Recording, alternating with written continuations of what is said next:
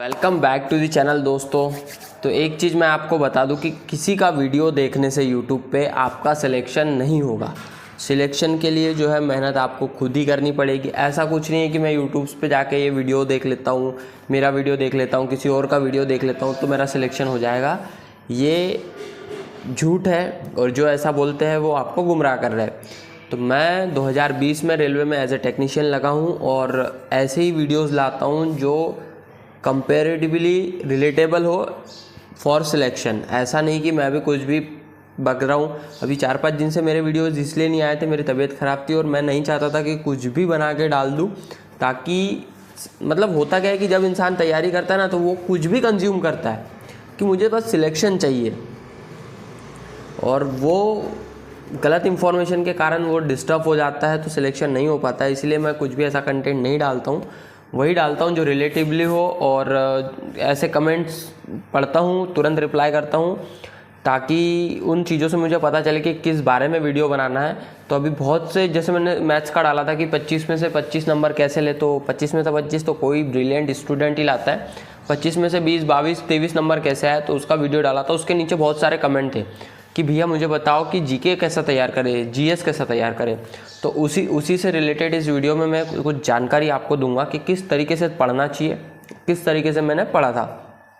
तो बात कर लेते हैं जीके की। तो इसका वेटेज अभी थोड़ा कम है, ऐसा नहीं है कि बहुत ज़्यादा, और इसका सिलेबस बहुत ज़्यादा। वेटेज इतना, सिलेबस इतना सारा, और इसको तैयार करने जाओगे तो मैथ, साइंस और रीजनिंग तीनों चीज़ें छूट जाएगी। और तीनों ही मेन इंपॉर्टेंट है, मैथ, साइंस और रीजनिंग, ये तीनों स्कोरिंग पार्ट है। और जो सिलेक्शन को पुश देता है वो है जीके और करंट अफेयर। तो इसका वेटेज कम है, 20 नंबर का है, सिलेबस ज़्यादा है। तो इसको कैसे तैयार करें? तो देखो भैया, इसके लिए सबसे पहले करंट अफेयर में ना लास्ट 6 मंथ का करंट अफेयर तैयार कर लो, जो आपको इस करंट अफेयर की बुक्स से मिल जाएगा।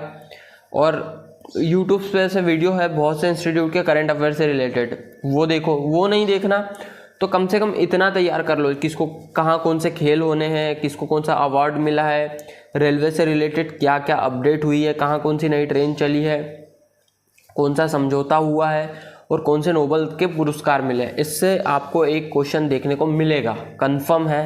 ये 10th लेवल के बेसिस का एग्जाम है, करंट अफेयर इसी लेवल का पूछा जाता है। दूसरी चीज़, अब आते हैं भैया कि जीके में।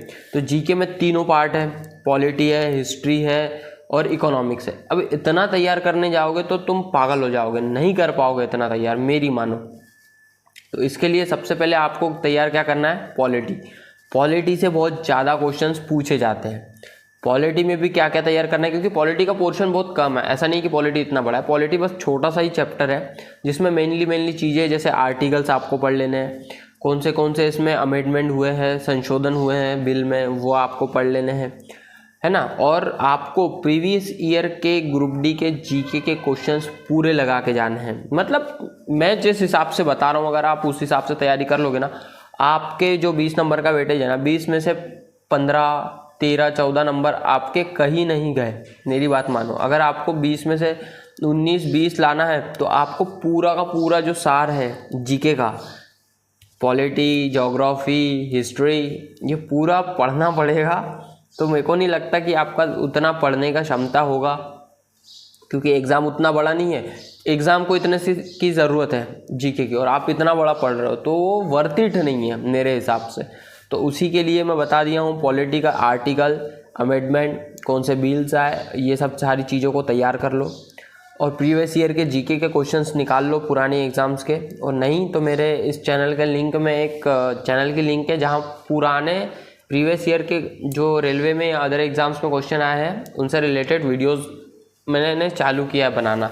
अगर लगे तो जाके चेकआउट करके सब्सक्राइब करना, नहीं लगे तो मत करना, उससे कोई मेरा लेना देना नहीं है।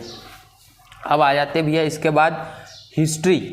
हिस्ट्री में आपको कौन सी हिस्ट्री पढ़नी चाहिए? मॉडर्न हिस्ट्री पढ़नी चाहिए या फिर आपको एशियंट हिस्ट्री पढ़ना चाहिए? तो मैं बता रहा हूँ, हिस्ट्री में आपको मॉडर्न हिस्ट्री तैयार करनी है और एशियंट हिस्ट्री तैयार करनी है। ये जो है आधुनिक भारत और एशियंट हिस्ट्री आपको तैयार करनी है। इन्हीं से कुछ क्वेश्चंस बनते हैं, प्रीवियस ईयर में देखे गए थे।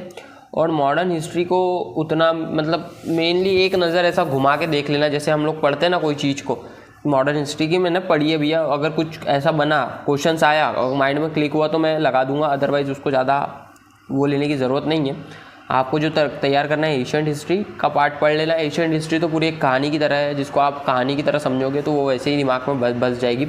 और थोड़ा सा मॉडर्न हिस्ट्री को पढ़ना है, इन्हीं से रिलेटेड चीज़ें होनी है।